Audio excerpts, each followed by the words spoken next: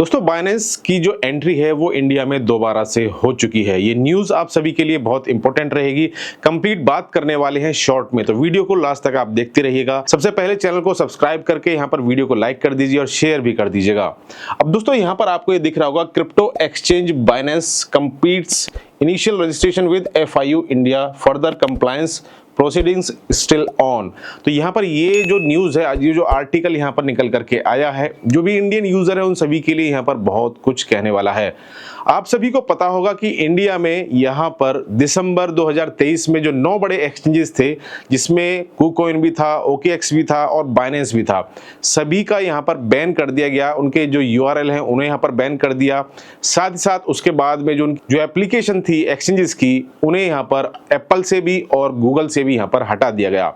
उसके बाद में धीरे धीरे बातें चलने लगी, नोटिस जो एक्सचेंजेस थे उनके पास में यहाँ पर पहुंचने लगे थे, और जो 9 बड़े लीडिंग एक्सचेंजेस थे, इंटरनेशनल एक्सचेंजेस थे इंडिया में, उन्होंने यहाँ पर, जैसे KuCoin है, उसने यहाँ पर इंडिया में दोबारा से अपनी वापसी कर ली, यानी कि मार्च में वो दोबारा से FIU, यानी कि FIU चाहता था यहाँ पर इंडिया में जो उसके नियम है, जो उसके रेगुलेशन है, PMLA एक्ट 2002 के अनुसार यहाँ पर काम करे। अब यहाँ पर उसके बाद में हुआ क्या, बाइनेंस को लेकर के, क्योंकि मोस्टली जो इंडियन यूजर थे वो बाइनेंस के ऊपर थे और वो चाहते थे कि यहाँ पर बाइनेंस भी यहाँ पर कुछ इस तरह का कदम उठाएं और वो भी यहाँ पर फिर सेफली ट्रेडिंग कर पाए।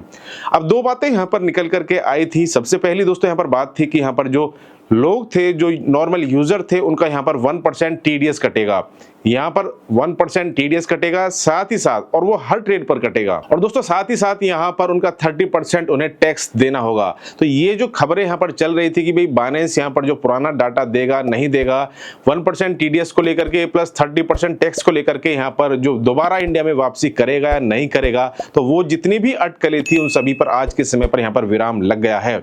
अब यहाँ पर ये आर्टिकल है, इसे आप इजिली यहाँ पर पढ़ भी सकते हैं, और इसमें 1-2 चीजें और बहुत इंपॉर्टेंट है। पहला तो यही है कि world largest crypto exchange Binance ये रजिस्टर हो चुका है FIU, यानी कि फाइनेंशियल इंटेलिजेंस यूनिट, जो कि यहाँ पर PMLA एक्ट, साथ साथ मनी लॉन्ड्रिंग और इस तरह की जितनी भी बातें होती हैं उन सभी को यहाँ पर ये देखता है। साथ ही साथ दोस्तों यहाँ पर आपको दिख रहा होगा, KuCoin यहाँ पर फुल्ली रजिस्टर हो चुका और लगभग यहाँ पर पेनल्टी देने को भी तैयार हो चुका है। वो है लगभग यहाँ पर 34.5 लाख, लगभग 34.5 लाख रुपए की पेनल्टी यहाँ पर KuCoin जो भरने के लिए वो राजी हो चुका है।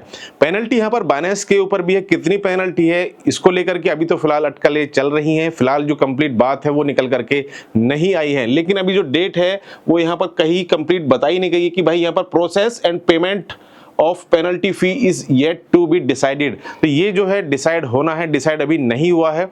तो इंडिया में जितने भी नॉर्मल यूजर हैं, जितने भी नॉर्मल ट्रेडर हैं, सभी को यहाँ पर अब 1% TDS देना होगा।